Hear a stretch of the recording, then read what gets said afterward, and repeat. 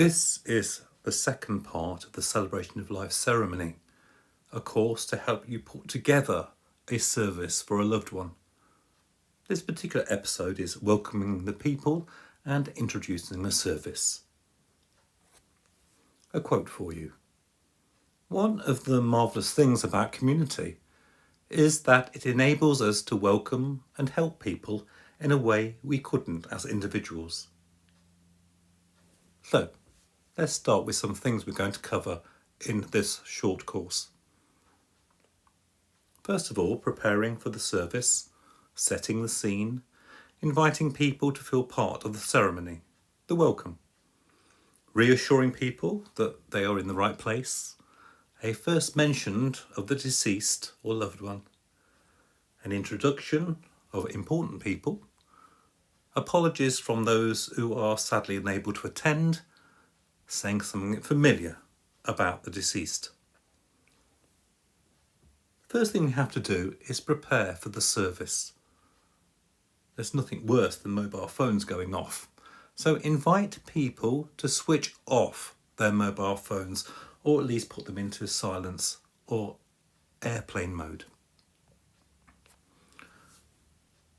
Announce if recording and taking photography is permitted in the service. Inform the gathering if the service is actually being recorded or streamed by the venue itself.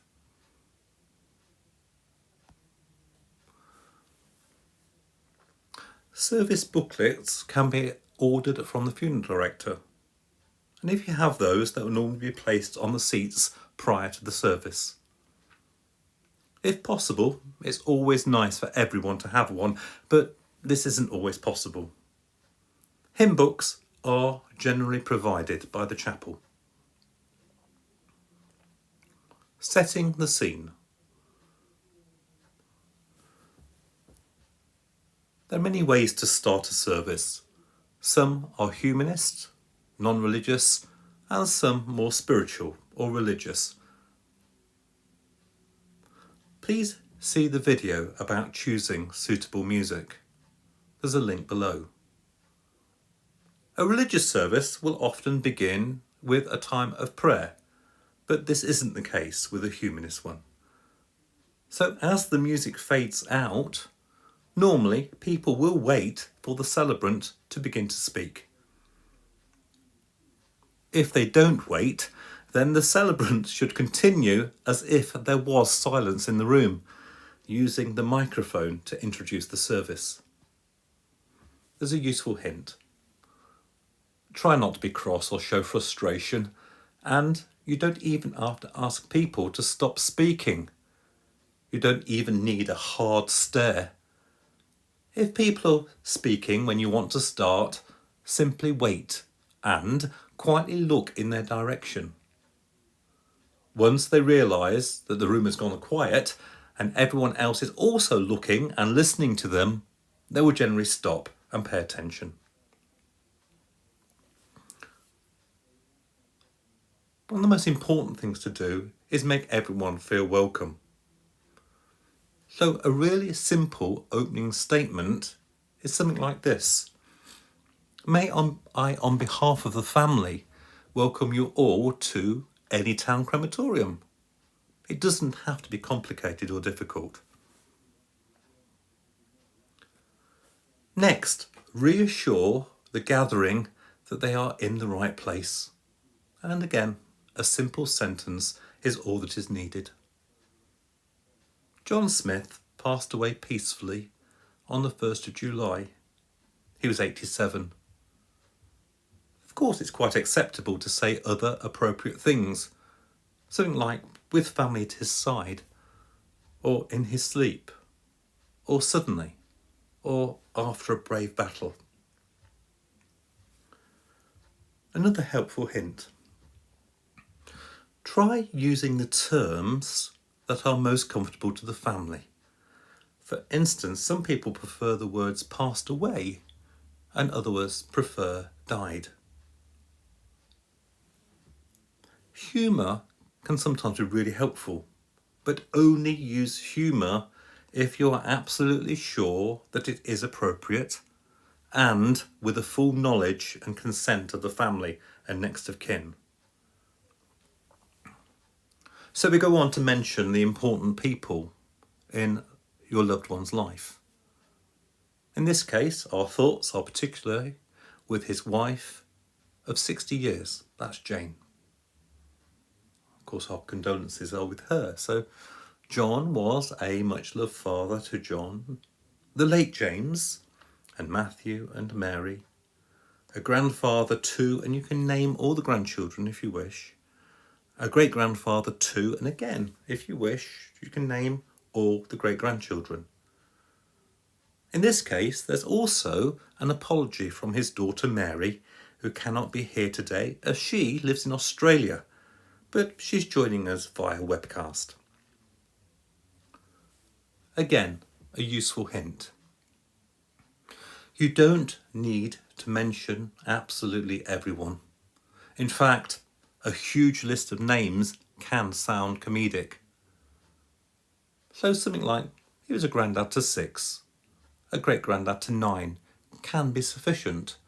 Remember, you have the rest of the service to give any special people a mention. And even if someone in the family has also passed away, it's often appropriate to honour their memory as well.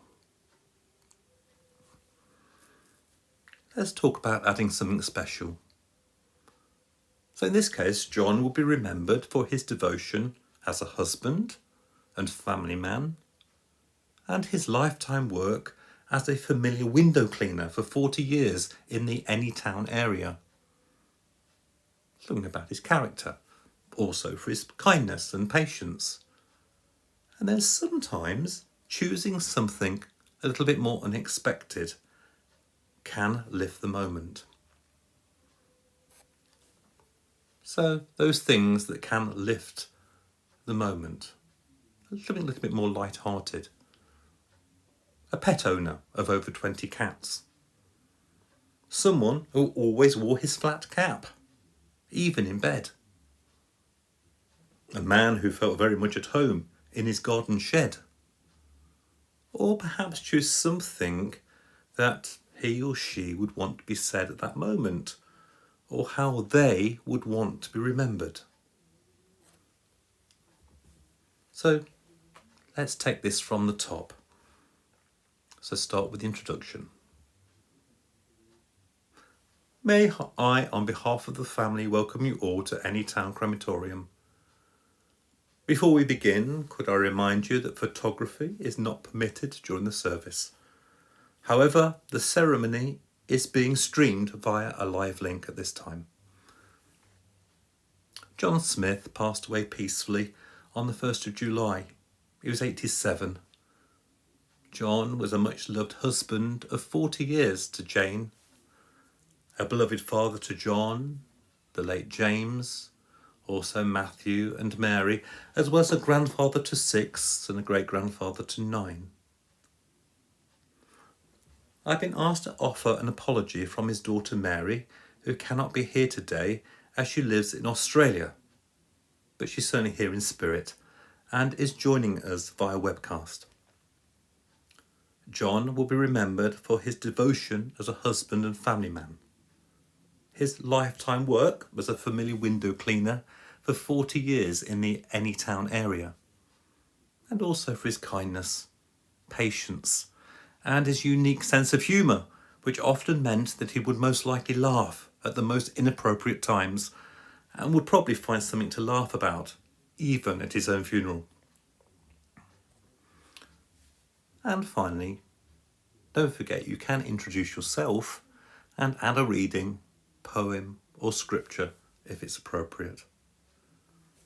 If I can be of any further help to you, please do contact me through my website. Thank you.